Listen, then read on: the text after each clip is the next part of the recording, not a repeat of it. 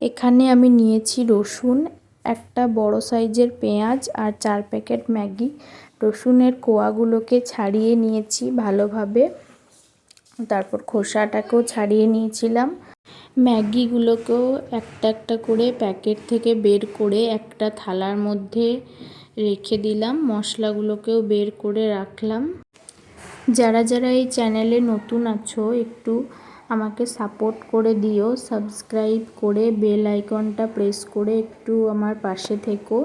যদি ভিডিওটা ভালো লেগে থাকে একটা লাইক, একটা কমেন্ট আর অবশ্যই বন্ধুদের মধ্যে শেয়ার করে দেবে। আর ভিডিওটা শেষ পর্যন্ত অবশ্যই দেখতে থাকো।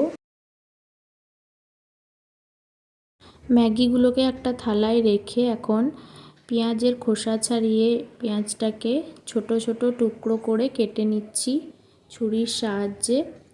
এখানে আমার নেলসগুলো অনেক বড়, এই জন্য একটু অসুবিধা হচ্ছিল কাটতে।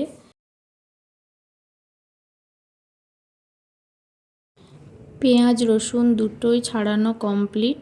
এরপরে আমি গ্যাসে কড়াই চাপিয়ে কড়াইটা গরম হলে ওতে তেল দিয়ে, তেলটাও গরম হয়ে গেলে পেঁয়াজ রসুন যেগুলো কেটে রেখেছিলাম সেগুলো সব দিয়ে ভালোভাবে ফ্রাই করে নিচ্ছি। পেঁয়াজটাকে একটু গোল্ডেন ব্রাউন হয়ে এলেই এর মধ্যে দিয়ে দিলাম ডিম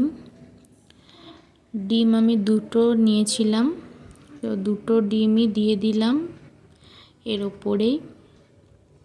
ডিমটাকে আমি ভালোভাবে ভুজিয়া বানিয়ে নেব, তার জন্য নাড়াতেই থাকতে হবে, না হলে ডিমটা লেগে যাবে। আরও কিছুটা এর মধ্যে সর্ষের তেল দিয়ে দিলাম, আবার নাড়তে থাকলাম। এবার এর মধ্যে দিয়ে দেব ম্যাগির মশলাগুলো। 4 প্যাকেট মশলা ছিল, তার মধ্যে 3 প্যাকেট দিলাম এই ভুজিয়াটার ওপরেই একে একে।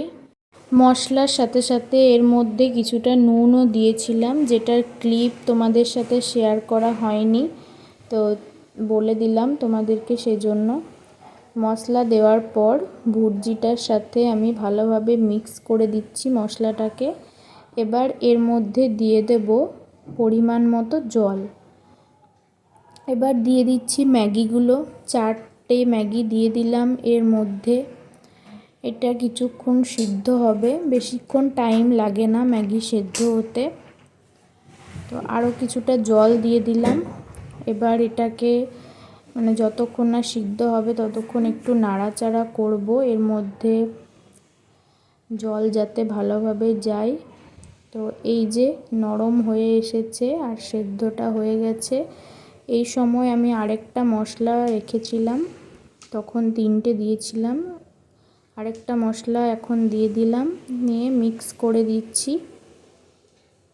জলটা কিছুটা মরে গেলেই রেডি হয়ে যাবে আমাদের ম্যাগি। তো এই যে ম্যাগিটা এখন রেডি। কেমন লাগলো জানিও।